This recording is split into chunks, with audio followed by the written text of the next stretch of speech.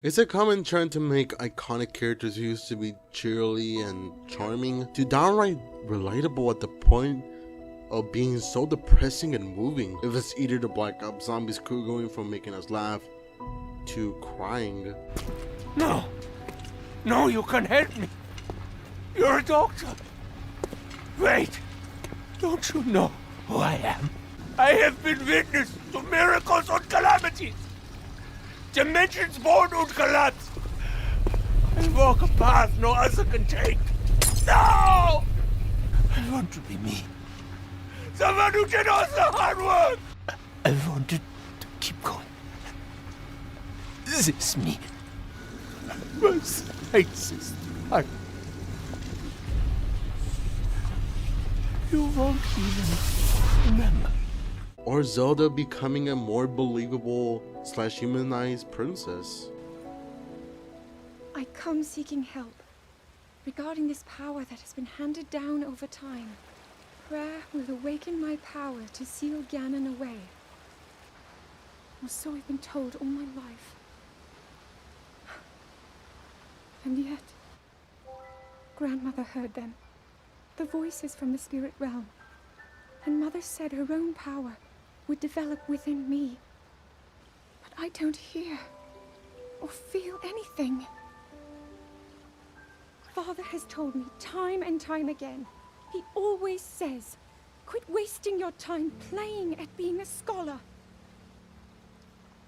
Curse you.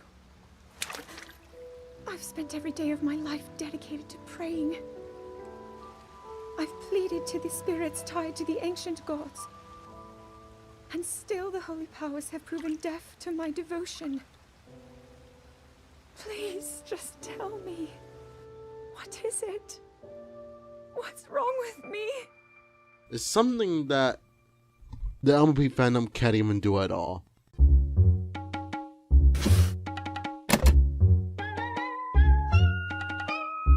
I can make this work. Yeah, the MLP fandom isn't the best at storytelling or making emotionally moving moments with their projects. Some have taken the risk, such as the animators behind Little Bay Fur Princess and Game Over, and I just realized that the only things that made me cry from this fandom are just music videos.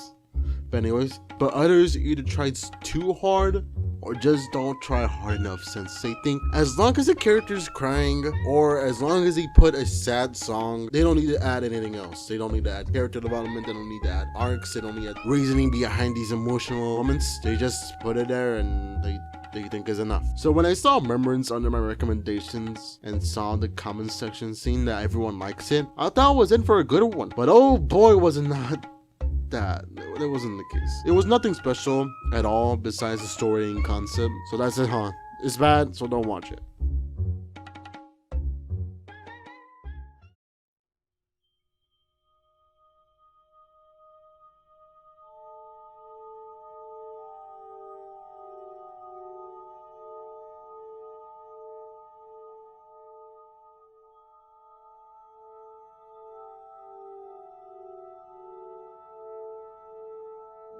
Celestia?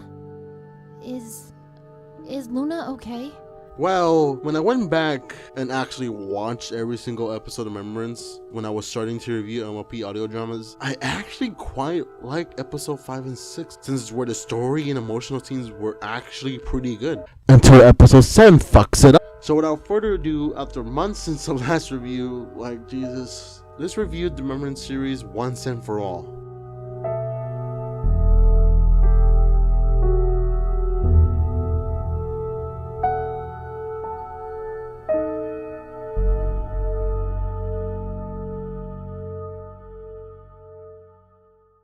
To begin this segment with a good start, I'm gonna give credit where it's due with the story sense. Ashley H did a fantastic job of it, especially the prologue. It perfectly sets up the events of... Oh, fuck you too, helicopter. It perfectly sets up the events of the episode, and is actually pretty fantastic in terms of writing and story. Yeah, this is the first time I actually say that story is actually, good besides Deliver Soon, but like, the Return of Ability has a shitty story, so there's no point of actually mentioning it, and it's fucking horrible writing at the point where it's like a fan fiction. In terms of the fan, you were too busy laughing your ass off to even remember that it actually had a story. But looking back at it, it's alright. But and the Lover's Tune, as previously said, it's basic, but it's basic since it focuses on writing and character development rather than a deep story, which is again something you need for a project that focuses on relationships between the two characters. If this episode was good enough, this would have completely blown away the competition with a story. Note that I said if, since this episode isn't even good. I was just looking at the latest volume of Pinnacles and Potions. It's bland, it's boring, it's generic, and most importantly, it's not even the slightest bit emotional. Sure, 2016 Ashley H, you did a good job setting up the mood for this episode. However, it won't be enough for me to feel for Twilight. Yes, we know that she lost everyone she loved and won't be joining them in the afterlife or something since she's immortal. But let me see how she's handling the situation for like more than just a second. Let me see how much she changed. Let me see how hopeless she thinks she is. Let me see some character development so I can get emotionally invested with how this character is and how she feels. You can't just put a sad song as background music for your emotional moment and expect people to cry about it since they have no reason to care for Twilight yet. Sure, we have the show to go off with, but you need to build on it. Expand a character even more than the show did, rather than just inserting her name in a sad situation and hoping that we can fill in the blanks of her character by watching a most likely shitty LMP episode. And if your main focus is to have a serious and moving series, why add a clearly comedic relief character with the most dreadful, annoying verse ever? And have an upbeat song to be follow-up of a previous song that was supposed to be touching. Fandom antics that brought me peace.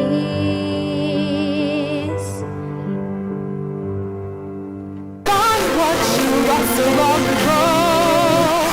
Open your heart once more. Is this song really necessary? Well, it's hip writing fact number 1.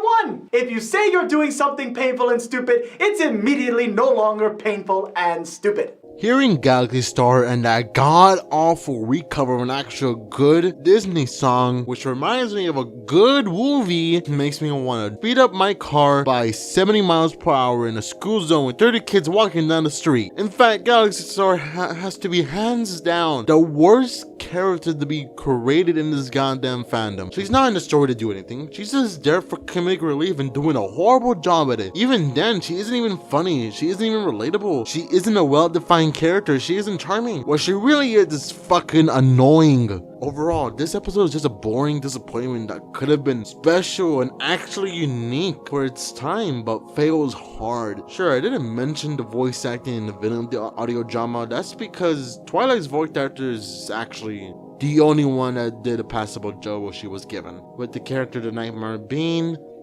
a slightly fantastic addition to the story. But it was nothing noteworthy. Yep, I don't like this episode. Why a quick transition to episode 2?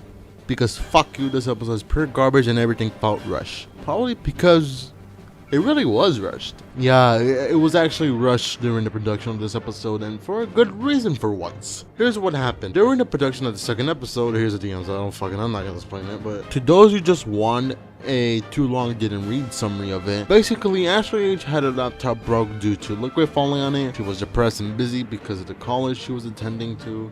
And most importantly, she was overwhelmed with the popularity the first episode got. Although she has my sympathy and understanding of the situation, it doesn't really excuse how bad this episode is. Sure, it's not EA Rush in which they have their games broken off for solo content at launch because they don't really care. But it's more like a downpour situation where maybe you could have delayed the project by at least 3 months from its original release date to polish some things that you know will get bad attention for. After all, art does take time to finish, and it's better to delay a project with the risk of pissing some people off rather than risking your own mental state by rushingly crunch on a project you know won't be successful in your eyes. My intentions isn't to criticize Ashley H for not taking this option, since she was probably panicking when her laptop broke. It's a part of her nature to not think straight in the time of pressure. But let all all the bad stuff that happened in this episode be a lesson, because honestly nothing is good at all. The songs are the most painful thing to hear in this episode.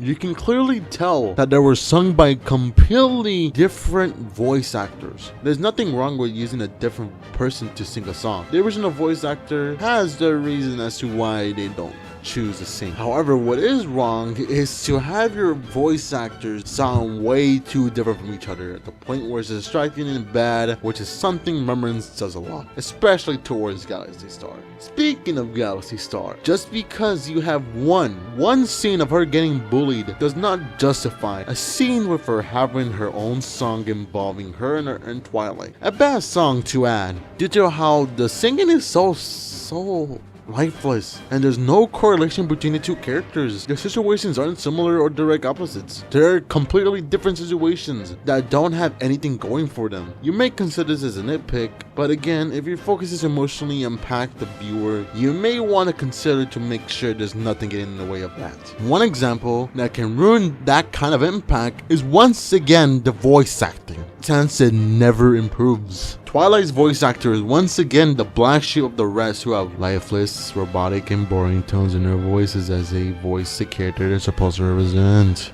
Yeah, another example is how they wrote Twilight into a complete idiot and breaks the canon that is supposed to be based on. This is led by quote-unquote sad song, but since Twilight is busy being a clueless idiot by something she fucking knows from season 2, it makes it pointless since I'm busy being annoyed at the fact that Twilight doesn't understand time travel, when clearly she does, since she even time traveled herself in the actual episode called It's About Time. You know, the episode where Twilight was visited by her future self to warn her about not to spend so much time worrying about the future, but didn't have time to say it, so this leads to Twilight panicking for a future that won't even happen. Believe time travel is really possible. How did you? I figure it out. The time spells are in the Canterlot archives, but that's not really. Where? I've never seen them. They're in the Star Swirl, the Bearded Wing. It is heavily implied that Twilight understands time travel. Well, learn by the end of the episode that time travel is possible for at least a short amount of time. But since you guys probably forgot that this episode existed, this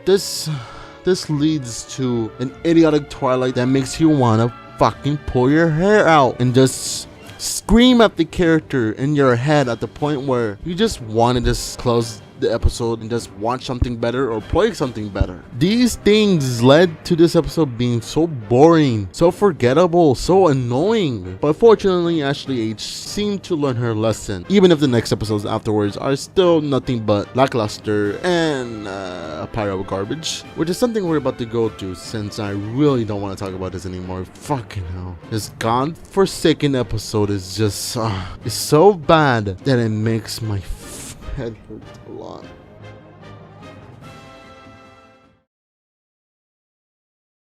What are you doing? Don't touch that! I'm sorry, it's just that... I told you never to touch this. It's priceless and you know I it. know, Mom.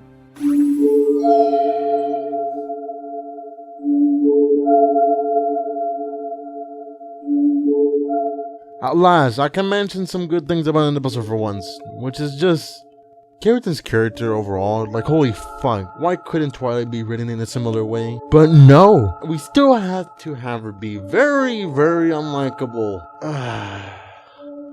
But first, can we just talk about Cadence for like a bit? Like Jesus. And what does that matter if I talked with them? It's not gonna change anything. This whole visit is a therapy treatment. Nothing I do matters because he is still gone. Shining is dead. And I have to stay stuck here. I wish Celestia never turned me into an alicorn. Cadence is the first character we actually get some good character development for, and a good dynamic between Cadence and the characters around her, especially Flurry Heart. No, I'm not gonna fucking say pony. It's cringy. And if you fucking say this in real life, what the fuck is wrong with you, fucking brony? This is fucking 20. And thanks to Duda's performance, she gave life to this character, which makes it so alive and real. I'm glad this was fully realized during the production and was fully explored in the series at the point where it's actually kind of touching to see her like this. But you know, this is Remembrance. Nothing like there has to be like multiple bad stuff in order to be some good stuff. That's the balance apparently in the Remembrance series, which is Twilight. Twilight. But this time she isn't a dumbass. This time they made her into a complete asshat who goes very out of character.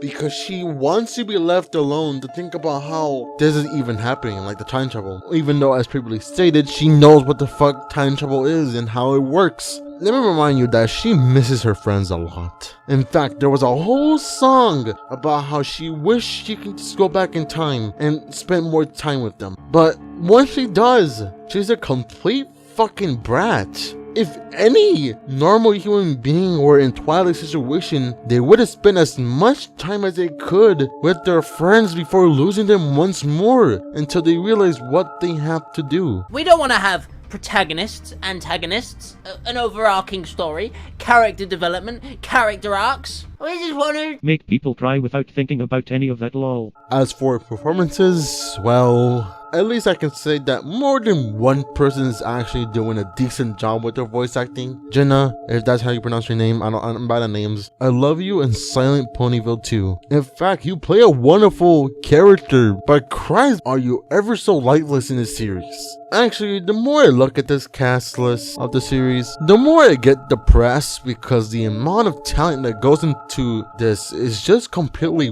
wasted. Then we move on to the final thing. Something you are wondering right now. Are the songs good? Well, here's my answer. No. Only one is actually pretty decent, while the other is completely pointless and so factory made. Which is Alone in the Universe. There, I said it. This song is so bland and forgettable, even though it's named the best song out of the series. It doesn't really get to me, since once again, just because you have one scene of Galaxy Star and Flurry Heart acting like best friends for like a split second doesn't mean they need to have a song together about how they can relate when they only know one thing that they have in common. Just one thing. They don't know each other that much. As a matter of fact, they just met within the same day, and yet for some reason that you think that's enough time to build friendship. Like, think about how you meet your friends. Like it does not take within a day to like be best buds with someone. It takes days. It takes months. As a matter of fact, in the world of movies, you want the characters to know more about each other to make their friendship more believable. But I'm pretty sure you guys didn't know how that works. You just wrote one scene and think that justifies for a song. But while Alone in the Universe was being a low tier song, the song With You is decent for once, since Cadence is actually a pretty good character and we know enough information to care for her, and we know more about her within that song. Not only that, but it's actually somewhat emotional. It took them 3 episodes to start going somewhere with this, but honestly, this episode is kind of like forgettable, very forgettable. Matter of fact, when I was trying to think about the Remembrance review and how to do it, I was like, wait, how many episodes did I get? I looked at the list and I was like, oh right, episode 3 was an episode. But this one, I actually don't remember. I like, for the life of me, I can't remember a single thing that just happened in the episode. I have to like look back and see what just happened. With all this being said, let's just hope that episode 4 is actually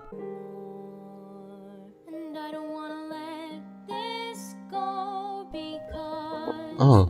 I know that this is who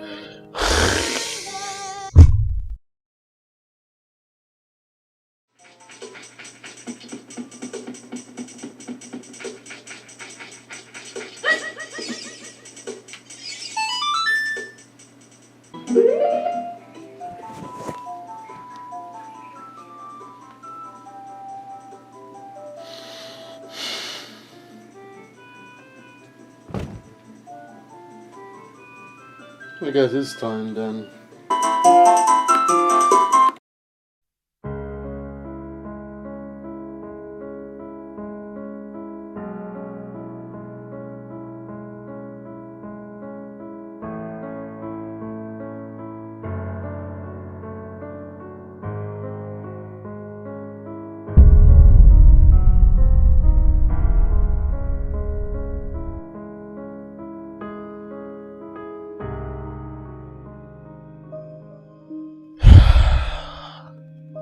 Are we doing this? Are we really doing this?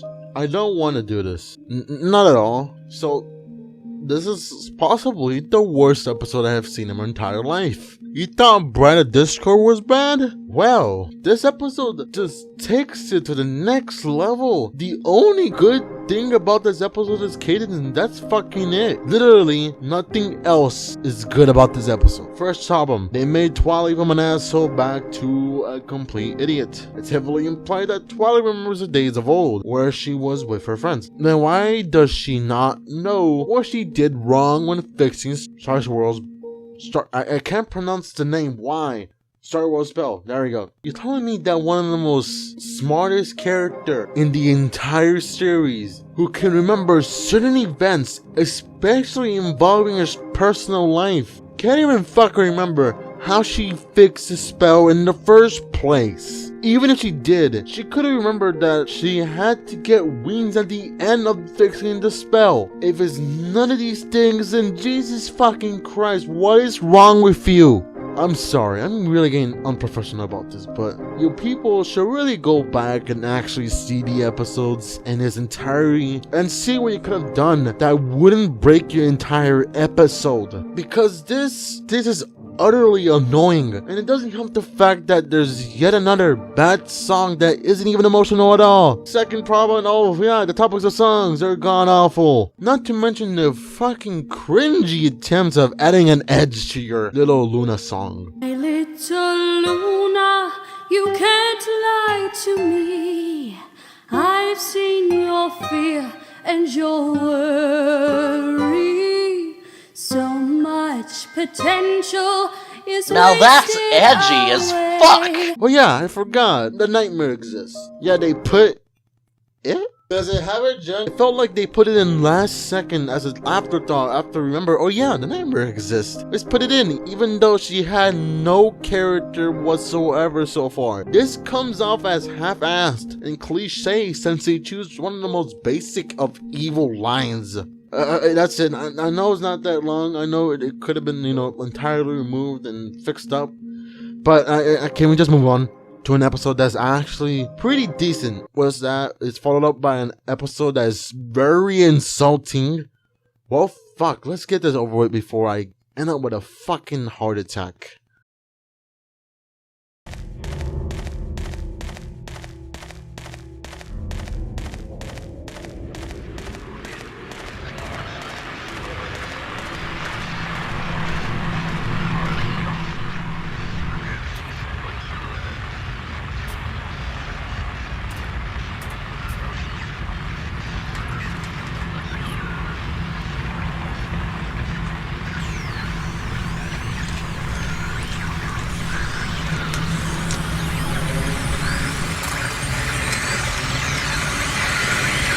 Hello everybody, my name is Ashley, and before we start the episode, Roni Kudler and I just wanted to say that we put some designs out, some Remembrance designs, for some merch if you guys are interested. So links in the description below if you're interested.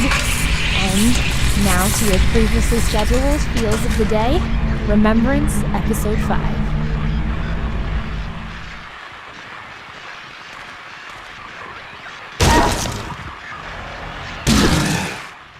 Is it dead? What the hell is it?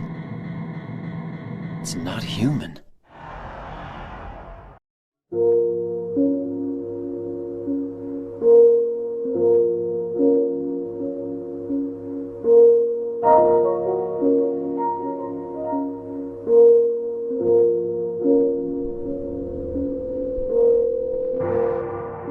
Oh, thank God, we're moving to an episode that was actually pretty decent for once. That's right, it took them a year for them to switch things up a bit. This episode's pretty okay, for the most part. Granted, there are some flaws, but overall, it's an episode that I don't mind going back to and watching it. Unlike those episodes.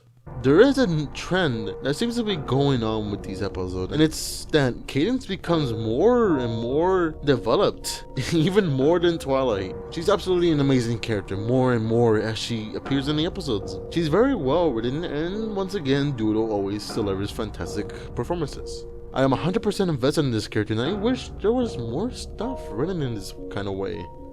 Also, just seeing this described it all. If this nightmare thing is really real, then we can't just let it roam Equestria. We have to stop it. You don't understand. I knew letting you out was going to be dangerous, but I agreed against my better judgment. We have to go where it's safe. Where you're safe.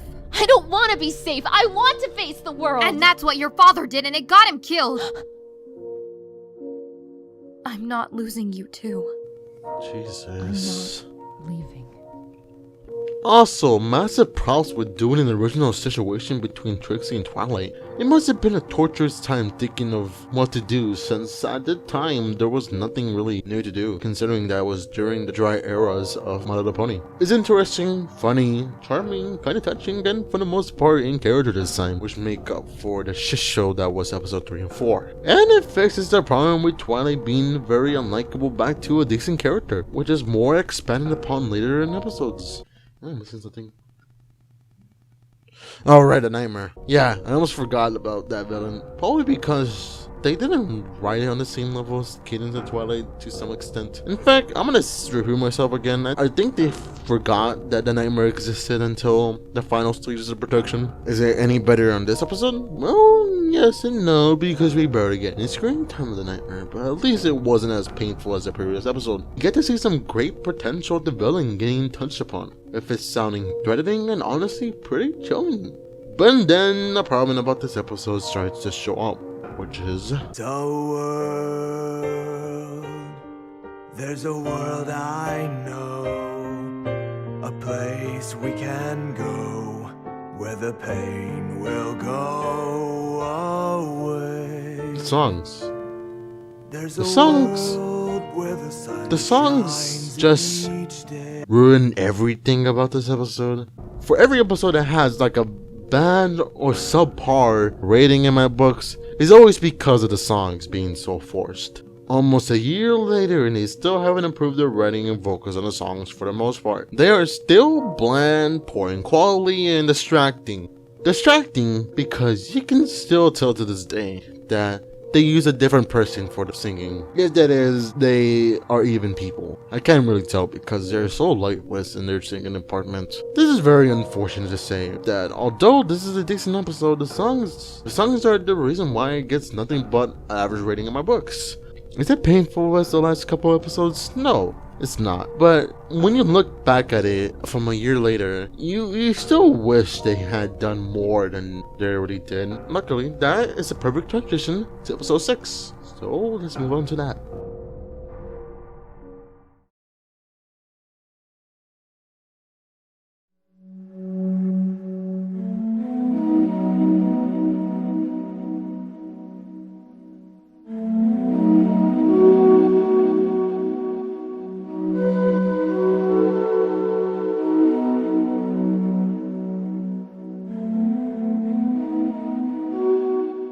Oh boy, this is where we actually get some good stuff. This episode does a lot of improvements to the series, but does a lot of stuff for which I consider a ton of bullshit. But let's go with the positives before I continue trashing this series. Starting with the surprising improvements to Galaxy Star's characterization. Sure, the writing for Galaxy Star is a bit short, but it's simple and well done. To the point where she's actually not annoying anymore. I can't really tell if they use like a different voice actor, I'm not sure, because they have different names for them. Why? Is it dangerous? Yes. And I don't want you to get hurt. But this is what my studies is for! I want to help you, Princess! Please tell me! We should really go. I don't think Princess Luna and Celeste would like that we are here also. I'm not sure if the voice actor changed their name or they actually changed voice actors for either personal reasons or because some of the criticism that someone had mentioned before me. I'm not sure. But if it's the same voice actor, well, props to them for improving a lot. If it's not, then I really love this voice. I mean, just like have her be the main voice of Galaxy Star. Like I will not like last another minute hearing that dreadful voice again. Not only that, but also Fairy Heart is also been fixed up quite well. Yeah, it took me this long to mention her again. It's just that she's nothing noteworthy and pretty forgettable up until this point. Like while I was watching the entire series over again so I can write on my revised script on Remembrance, I actually forgot she was a character until episode 2, I believe. And then I forgot about her, and then I saw her in episode 5. Like every single second I would forget she was a character. But now she's also been given some character development, and both Galaxy Star and Fairy Heart actually give a touching moment together, and they actually build upon their friendship, which I love a lot. Like, just watch this. Like, after this, you get enough information about how Galaxy Star feels. Just watch it. What is this? It's really pretty. Oh, that. It's a music box. See?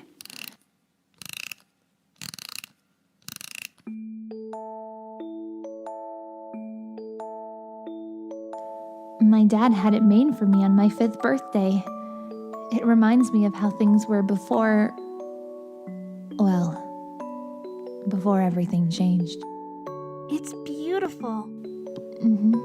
He used to sing this song every night before he left for an extended time. It was a reminder that he would always come back to us.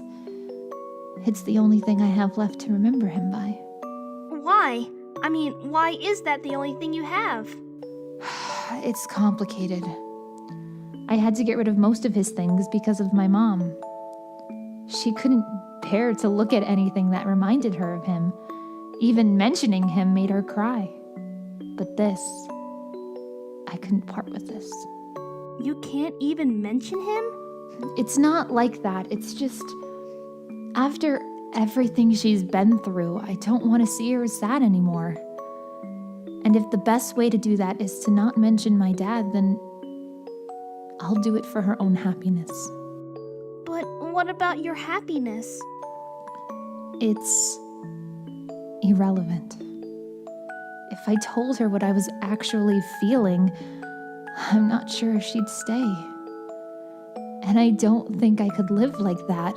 All I've ever known is my family. Take that away and I have nothing. That's not true. You have me. Thank you, Galaxy. But continuing, I'm gonna say something that may surprise you. The songs, mainly two, but are pretty good for the most part. Lullaby of the Sun and the Moon is peaceful and wonderfully transitioned with some good vocals by Skypaw and Jenna M. I'm quite surprised that it's an original song despite getting some Breath of the Wild vibes. I'm not sure, or it's just me. I don't know. Instead, look towards the sky. That's where I'll be. Sun and moon come by.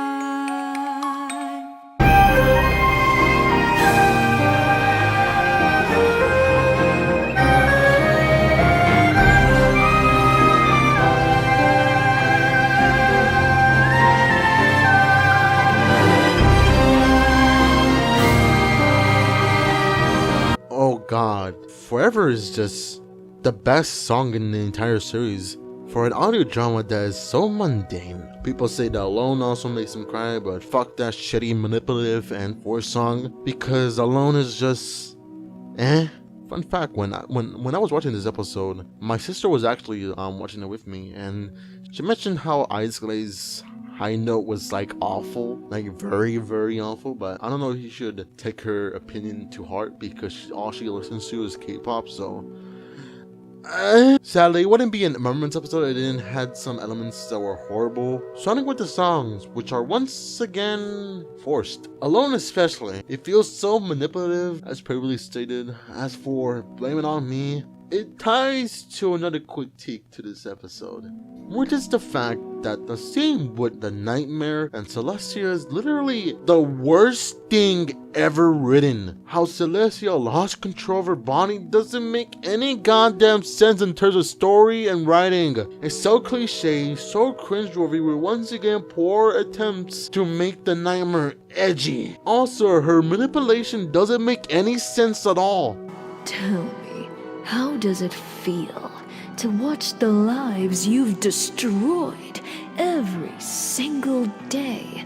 This line does not make sense. It's so clearly a clear lie that Celestia can see, but yet she falls for it. Look, instead of having this clear lie be the one to easily get Celestia into breaking down, how about this? We see Celestia within the darkness, just how we see her in the episode. Then the nightmare slowly walks up to her, reading a book which Celestia, or Twilight, which character you prefer, wrote herself, detailing the events of the transformation of Cadence and Twilight into alicorns. The nightmare concludes the book as it begins to close it and comments on how it's a bit hard to believe as to why Celestia believes that out of all the residents of Equestria, she believes that Cadence and Twilight seem to be the perfect choice. The nightmare proceeds to ask Celestia why she just had to choose them. What was so good about them? Oh, it's because Twilight is a good organizer? Well, here's another pony that's also good at just that. Why didn't Celestia choose him or her? Endlessly bringing up pony after pony after pony after pony who are even more qualified to become alicorns. That brings up the very good point that we all thought of when in the show, which is how very unqualified kids in Twilight are, especially as we see them in the series of Remembrance, in which they rely on the only friends they had instead of making new friends, especially since they had to know that the friends they have right now have to go eventually, and it was inevitable that they were gonna die. But instead of this potentially thoughtful scene that makes us question Celestia's reasoning and give out some decent social commentary, we get a shitty excuse of an evil transformation which is followed by a bland and cliche full song that doesn't fit at the time since you're too busy being annoyed at the fact that the manipulation within Star Wars Episode 3 was better than this shit. It was more complex, even though it was still garbage. Don't get me wrong, this episode does a lot of good. It improves a lot of things I hated. But since this major annoyance is here, it keeps it from getting nothing but a, well, it was good for the most part. I'll definitely look back and remember why I liked it in the first place. But I will also look at the stuff that I wish I can forget.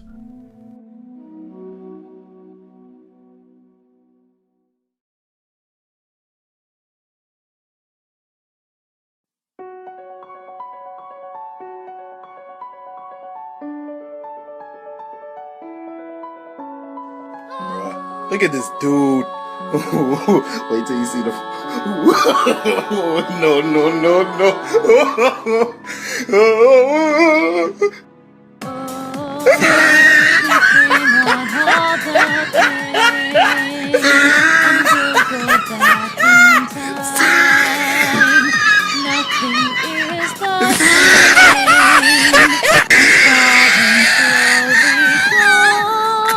Oh my goodness.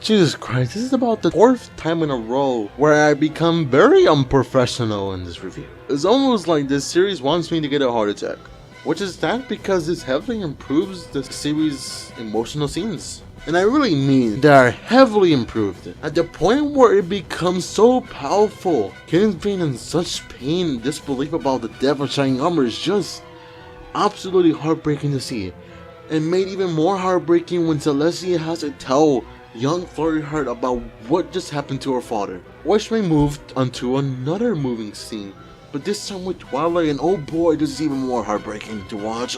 They took advantage of the situations that the characters are experiencing, and the voice actors' talents within the episodes are just very good. They really shine, but unfortunately, that's it. That wonderfully written story was put to waste into this insulting episode of all time. How is this insulting? Well, it's insulting because it wastes your entire fucking precious 50 minutes. It constantly repeats the theme over and over and over again.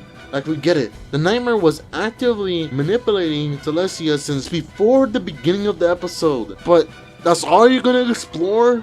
The nightmares Yeah, is that what their kind is called? I'm at this point I'm kind of confused. When in the previous scenes were actually charming and so chilling to hear, but once one of the nightmares we know go back to Celestia, it immediately becomes cliche and fucking stupid. The nightmare's efforts to make Celestia weak by saying these clear lines about her when she knows that they aren't even true. Once again, you could have done something that provokes thinking about who is in the right and thoughtful social commentary, but you guys would rather take the doesn't make any fucking sense route. On top of that, why did you even think this backstory was even needed in the first place? It's completely pointless and doesn't serve anything to the main story besides proving my theory that Celestia is just a massive fucking dickwad of an idiot. Who thought this was so important that it had to be a 50 fucking minute episode? This could have been at least 30 minutes with what is worth, or even better, just do what you did with Galaxy's backstory and just write about it instead of wasting our precious time with your repetitive writing. I could have played or watched something that was 10 times better than this garbage episode, since it's that unimportant to the story. All we needed was that shitty transformation of Daybreaker, or in this case, the Nightmare Star. Not an entire episode dedicated to the Nightmare's true beginnings, with fucking around with Celestia and then repeating that same information in our heads over and over again until we can't even think anymore, providing with nothing new besides the fact that Celestia is just a dumb cunt. Plus, Celestia only works as a minor character since she barely has any development for her character, which is why this falls even more flat in his face. Trust me guys, just trust me. Don't waste your time on this shit, and instead spend your time on something you know will be worth your time.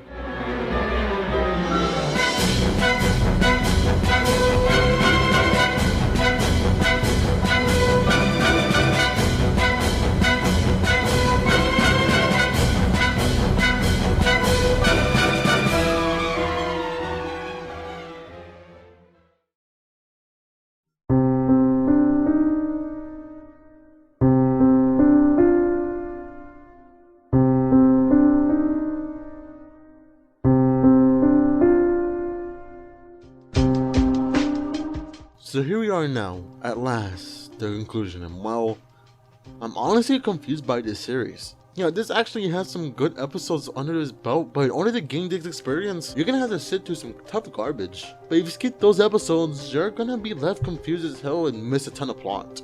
But there's one thing I got for this series, and it's that it's not unique as Ashley H wants it to be. In fact, that's the main claim that I often see from fans in this series, when it's nowhere near unique at all. It seems that people are only judging the series only by its concept and nothing else. Sure, the concept of Twilight handling the death of her friends is a wonderful thought out idea, but its potential to be an amazing audio drama was completely wasted. Plus, this was already done amazingly well within the story called Twilight's Dollhouse. Actually, both of them have some striking similarities between the two, except one focuses on horror and gore while the other focuses on being incredibly average. That story is definitely more unique, considering that it does a lot of new things that was unheard of back from the fandom in 2013. And it's a lot better, not to mention. Remembrance, on the other hand, is just bland and uninspiring. Sure, these episodes were pretty decent for what it's worth, but they still had problems that kept this series into the rabbit hole that it's in today, which really doesn't give me that much hope for episode 8, even though, according to the trailers and what I seen from the premiere, a bit of it, it looks like we're gonna go through a lot of character development and story. But sadly, I can't recommend this series at all. It's not worth your pain and suffering just to see 2 good episodes and suffer again with the next one. I'm sorry, but once we get some good material that doesn't waste your time or isn't as bad as the previous episodes, then maybe I'll recommend the series. But for now, I really don't. Just don't watch it.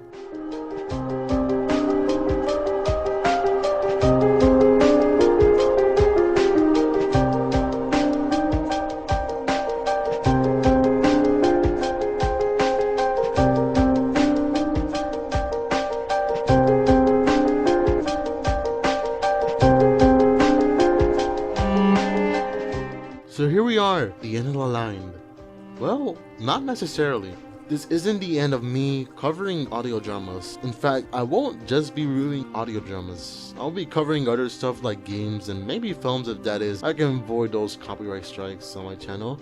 But for now, I'm just gonna take a quick break on these reviews so I can just focus on my regular videos and finish scripts for a retrospective that I plan to do and finalize my ideas for more of those same retrospectives. Anyways, thanks to those who actually stuck to this miniseries until the end. It must have been a pain in the ass to wait this long for a review. That's probably going to be very long and not worth your time. But I hope that it ends up being better than it was originally going to be with the old script. If we did, I'm glad that I managed to understand you guys. But if you didn't, then I hope I managed to find the problem as to why and fix them in a later video. I want to give a special thanks to, unironically, Celestia, I still can't pronounce the name, Kenzie and Ashley H for the support they gave me, being good sports about my criticism towards the series, and as well as sometimes giving me feedback in order to improve. And I think that's about it as I want to say. Thanks again to everyone for waiting this long for the review. Until next time, this has been Carpo Scott saying goodbye and hoping they have a great day.